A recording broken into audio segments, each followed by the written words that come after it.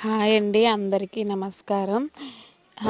అందరూ ఎలా ఉన్నారు? ఈ ఛానల్ నాకు పెళ్ళికి ముందు స్టార్ట్ చేసిన ఛానల్ సెవెన్ లైఫ్ అనే ఛానల్.